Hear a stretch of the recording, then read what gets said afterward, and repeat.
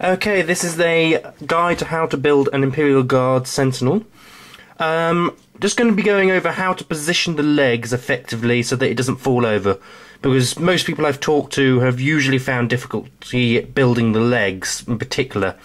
I won't go over building the torso so much, but I'll go into somewhat detail in the description box of exactly the steps I took and what you should do. For this video I'm going to be building a Steel Legion Sentinel, because I wanted to. But we're going to start off with the first part, which is the main part, which I'm going to be looking over. It's just all the torso bits. Just make sure you cut them out, file them all down. You should then separate them out, as I've done here, into the right and left legs. This will be important that you do this before you get any glue out, because it is a pain if you get them round the wrong way. So the next thing you need to do is you need to slot them in like I've done there, but don't glue them into place. Don't glue them into place. Then gluing the individual bits in the middle, glue that together, and then you should have a join which is movable like that. You can then attach it to the main body, which I stuck together off panel, and you should have full movement in all parts of the leg, meaning that you can easily manipulate the leg. Then just slot in the footwork. It should mean that you have, again, full movement to position the Sentinel how you want it.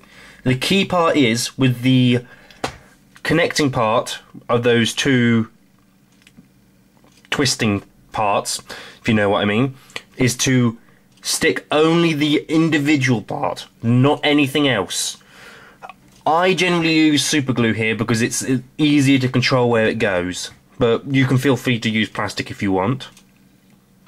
Here I'm just showing you various sort of how easy it is to adjust it, and I would then suggest that once you've got it how you want it, to glue the feet into position on the base. Just stops it from moving about that much. Once you've got that done, then use super glue. I highly recommend you use super glue to drip some super glue into the joins. This will then seal up the join and keep the Sentinel how you want it to be. There's nothing worse than having it sort of all over the place while you're in the middle of the game, or drooping, as I've seen many others of this sort of thing do. And here is, well, the lower part completely finished.